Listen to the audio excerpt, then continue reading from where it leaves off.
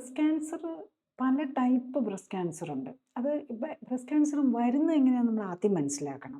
Breast cancer എന്നല്ല ഏത് cancer ആണേലും വരുന്നത് അതിന് പുറകിൽ 3, 4 കാരണങ്ങളാണുള്ളത്. അവിടെ വരുന്നത് നമ്മളുടെ ജനറ്റിക്, നമ്മുടെ DNA, ബ്രസ്റ്റിലെ സെല്ലുകളിൽ വരുന്ന DNAയിൽ വരുന്ന ചേഞ്ച്, മ്യൂട്ടേഷൻസ് എന്ന് പറയും. ജനറ്റിക് ചേഞ്ച് അവിടെ വരികയാണ്.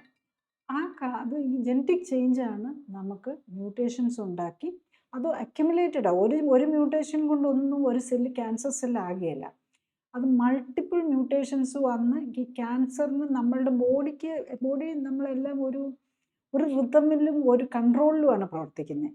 ഈ സെല്ല് അതിനകത്ത് നിന്ന് എസ്കേപ്പ് ചെയ്തു പോയി നമ്മളുടെ ഇമ്മ്യൂൺ സിസ്റ്റത്തിന് ഒരു കൺട്രോൾ ഇല്ലെന്നായി വന്നു കഴിയുമ്പോഴാണ് ക്യാൻസറായിട്ട് അവിടെ അത് മൾട്ടിപ്ലൈ ചെയ്യാനും അത് സ്പ്രെഡ് ചെയ്യാനും തുടങ്ങുന്നത്. അപ്പോൾ അങ്ങനെ ഒരു സെല്ല് വരാനുള്ള കാരണം എന്താണെന്ന് ചോദിച്ചാൽ ഇമ്മ്യൂൺ സിസ്റ്റം ഡെഫിഷ്യൻ്റ് ആകുന്നതാണ്. അപ്പോൾ ഇമ്മ്യൂൺ സിസ്റ്റത്തിന് ഒരു പ്രോബ്ലം വരുന്നത് എന്തുകൊണ്ടാണ്? നമ്മളുടെ ബോഡിയിൽ അടിഞ്ഞുകൂടുന്ന ടോക്സിൻസുകളാണ് ഇതിനകത്ത് വരുന്നത്. അപ്പം നമ്മളുടെ ബോഡിയിൽ അടിഞ്ഞുകൂടുന്ന ഒന്ന് ടോക്സിൻ, 2 ന്യൂട്രീഷണൽ ഡെഫിഷ്യൻസി. നമ്മുടെ ബോഡി ഉണ്ടാക്കിയിരിക്കുന്നത് ന്യൂട്രീഷൻ വെച്ചാണ്. അത് നമ്മൾ കഴിക്കുന്ന ഫുഡിലെ ന്യൂട്രിയൻസ് എടുത്തിട്ടാണ്.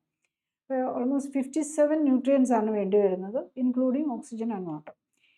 ഇതിനകത്ത് ഏതിലേലും 14 വൈറ്റമിൻസ് ഉണ്ട്, 14 മിനറൽസ് ഉണ്ട്, 20 അമിനോ ആസിഡ്സ് ഉണ്ട്, 4 ഫാറ്റി ആസിഡ്സ് ഉണ്ട്, ഡയറ്ററി ഫൈബർ ഉണ്ട്, കാർബോഹൈഡ്രേറ്റ്, പിന്നെ ഗ്ലൂക്കോസും വരും. ഇപ്പം ഈ കാര്യങ്ങളെല്ലാം കറക്റ്റ് പ്രൊപ്പോർഷനിൽ അല്ലാതെ വരുമ്പോഴാണ് ക്യാൻസറിലേക്ക് പോകാം. നമ്മുടെ ഇമ്മ്യൂൺ സിസ്റ്റം തകരാറിലാവും. ഇപ്പം ടോക്സിൻ അധികം വന്നു കഴിഞ്ഞാലും ന്യൂട്രീഷൻ്റെ എക്സസ് വന്നാലും അത് റെഡ്യൂസ് ആയാലും അത്. ഇതുപോലെ തന്നെ ഇമ്പോർട്ടൻ്റ് ആണ് നമ്മളുടെ ആക്ടിവിറ്റീസ്. മെൻ്റൽ ഫിസിക്കൽ ഇനാക്ടിവിറ്റി വരികയാണെങ്കിലും അതുപോലെ ഓവർ സ്ട്രെസ്, മെൻ്റലാണ് സ്ട്രെസ് വന്നു കഴിഞ്ഞ് കഴിഞ്ഞാൽ സ്ലീപ്പും റെസ്റ്റും ഇല്ലാതെ വന്നു കഴിഞ്ഞ് കഴിഞ്ഞാലും വരും.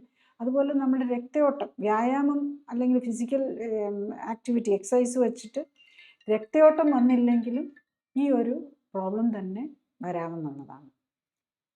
അപ്പം ഇതാണ് നമ്മളുടെ മ്യൂട്ടേഷനിലേക്ക് കൊണ്ടുവന്നും ക്യാൻസറിലേക്ക് കൊണ്ടുവന്നും വ്യായാമക്കുറവ്, ന്യൂട്രീഷണൽ ഇംബാലൻസ്, ടോക്സിൻസ് അക്യുമുലേഷൻ, പിന്നെ സ്ട്രെസ്സും റെസ്റ്റ് ഇല്ലാതെ വരികയും ചെയ്യും. അപ്പം ഇതിനെ നമ്മൾ മനസ്സിലാക്കി അത് പ്രിവെൻറ്റ് ചെയ്ത് നമ്മൾ പിന്നെ എന്തെങ്കിലും ചേഞ്ച് വരുന്നുണ്ടോ എന്ന് നേരത്തെ കണ്ടുപിടിക്കാൻ ശ്രമിക്കുക. കൂടുതൽ അറിയാൻ ലിങ്ക് ക്ലിക്ക് ചെയ്യുക.